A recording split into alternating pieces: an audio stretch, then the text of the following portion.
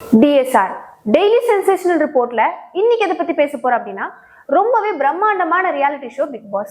அந்த reality show big பாஸ்ல எந்த சீசன் உங்களோட ஃபேவரட், எந்த சீசன் ரொம்ப சர்ச்சையா பேசப்பட்டுச்சு அப்படின்னா கண்டிப்பா எல்லாருமே பிக் பாஸ் சீசன் 1 சொல்லுவாங்க. ஏன்னா அதுல ஜூலி ஓவியாவோட சண்டை ரொம்பவே பெரிய அளவில் சர்ச்சையா பேசப்பட்டுச்சு. ஜூலியே இந்த இடத்துல இப்படி போய் சொன்னாங்க, அதனால ஓவியாவுக்கு ரொம்ப பெரிய கெட்ட பேரு, ஜூலி இந்த மாதிரி பண்ணிருக்கவே கூடாதுன்னு சொல்லிட்டு ஜூலி மேல வன்மத்தை எல்லாருமே கொட்ட ஆரம்பிச்சாங்க, ஓவியாவோட ஃபேன்ஸ் எல்லாருமே. இந்த தாக்கம் பாத்தீங்க அப்படின்னா அந்த ஷோ முடிஞ்சதுக்கு அப்புறமே அவங்களுக்கு குறையவே இல்லை. ஜூலி பாத்தீங்க அப்படின்னா தமிழரோட பாரம்பரிய விளையாட்டான ஜல்லிக்கட்டுக்காக போராடின ஒருத்தங்க. அதனால அவங்களுக்கு பிக் பாஸ் வாய்ப்பு கிடைச்சது. பிக் பாஸ் வாய்ப்பு என்னதான் அவங்களுக்கு கிடைச்சாலுமே அவங்க அதை சரியா பயன்படுத்தல.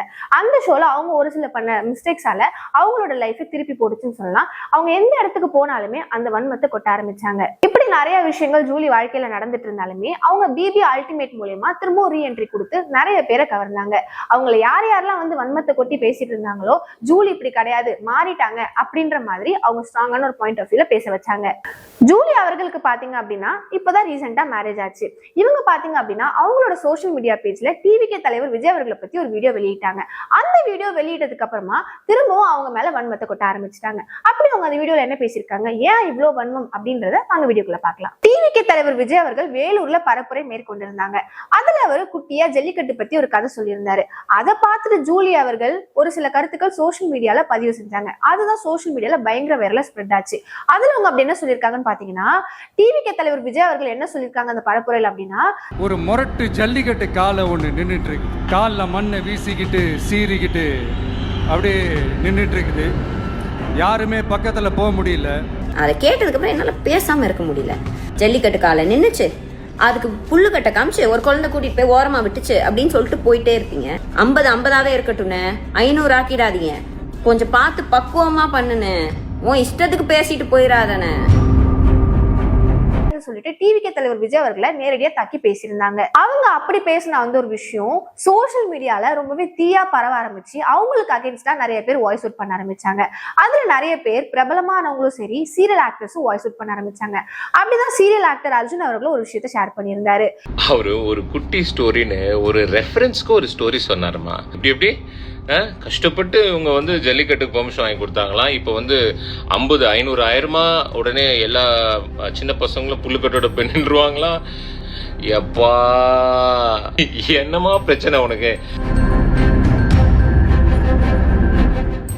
இந்த மாதிரிலாம் கிடையவே கிடையாது. உனக்கு இப்பதான் வந்து புதுசா கல்யாணம் இருக்கு, நீங்க போய் அந்த வேலையை பாருங்க, தேவையில்லாம இந்த மாதிரி கருத்துக்களை பதிவிடாதீங்கன்னு சொல்லிட்டு அவரும் ஒரு கருத்தை பதிவு பண்ணியிருந்தாரு.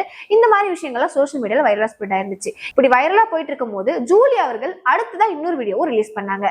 அப்படி அடுத்த வீடியோல அவங்க என்ன சொல்லியிருந்தாங்கன்னு பாத்தீங்க அப்படின்னா, வேலூர் பரப்புரை பார்த்து அதுல எதுவும் இல்லைன்ற ஆதங்கத்துல ஒரு வீடியோ ஒன்று போட்டேன். நான் அந்த வீடியோவை டிலீட் பண்ணவும் மாட்டேன், என் கருத்துக்கள்ல இருந்து பின்வாங்கவும் மாட்டேன்.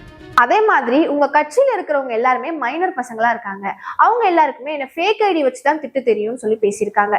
இன்னொரு விஷயம் என்ன சொல்லியிருக்காங்கன்னு பாத்தீங்கன்னா, நீங்க என்ன மிரட்டினாலும் பரவாயில்ல, ஆனா என்ன சார்ந்தவங்களே நீங்க மிரட்டுறீங்க, அதனால பேச வேண்டிய கட்டாயத்துல நான் இருக்கேன்னு பேசியிருக்காங்க. அப்படி அவங்க என்ன பேசியிருக்காங்கன்னு பாத்தீங்க அப்படின்னா, கரூர் இன்சிடென்ட் அப்போ விஜய் அவர்கள் சிஎம் சாருக்கு ஒரு விஷயத்த பேசியிருப்பாரு. அதே இன்சிடென்ட்டை இவங்க பாஷையில பேசியிருக்காங்க. இவங்க என்ன சொல்லியிருக்காங்கன்னு பாத்தீங்க அப்படின்னா, நான் என் வீட்டுல இருப்பேன், இல்லைன்னா என் ஆஃபீஸில் இருப்பேன், என்ன வேணாலும் பண்ணுங்க. ஓ, நீங்கள் பனையூரை விட்டு வெளியே வர மாட்டீங்கல்ல, நான் இன்னும் உயிரோட தான் இருக்கேன், நான் வேணா பனையூர் வரேன். அவங்க வெளியிட்ட இந்த ஒரு வீடியோ சோசியல் மீடியால பயங்கர ட்ரெண்டிங்கா ஆக ஆரம்பிச்சது. ஜூலியா அவர்கள் ரிலீஸ் பண்ண ஃபர்ஸ்ட் வீடியோவே சோசியல் மீடியால பயங்கர வைரலா பேசப்பட்டுச்சு. அடுத்தது அவங்க ரெண்டாவது வீடியோ வெளியிட்டதுக்கு அப்புறமா நிறைய பேர் என்ன கருத்து சொல்லிட்டு இருந்தாங்க அப்படின்னா, ஜூலியா அவர்கள் ட்ரெண்ட் ஆகணுன்றதுக்காக இந்த விஷயம் பண்றாங்க, விஜய் அவர்களை வச்சு இவங்க ட்ரெண்ட் ஆக பாக்குறாங்க, அதனாலதான் அவங்க இப்படி எல்லாம் பேசிட்டு இருக்காங்கன்னு சொல்லி ஜூலிக்கு அகேன்ஸ்டா நிறைய பேர் வாய்ஸ் அவுட் பண்ண ஆரம்பிச்சிருக்காங்க. நிறைய பேர் கருத்துக்களும் சமூக வலைதளங்களை பதிவு செஞ்ச ஆரம்பிச்சிருக்காங்க. ஜூலியா அவர்கள் இப்படி பேசின இந்த ஒரு விஷயத்தை பத்தி உங்களோட கருத்துன்னு சொல்லிட்டு மறக்காம கமெண்ட் பாக்ஸ்ல கமெண்ட் பண்ணுங்க. இந்த மாதிரி இன்ட்ரெஸ்டிங்கான பாலிடிக்ஸ் அப்டேட் வேணும் அப்படின்னா மறக்காம எஸ்கே டெலிவிஷனை லைக் பண்ணுங்க, ஷேர் பண்ணுங்க, சப்ஸ்கிரைப் பண்ணுங்க.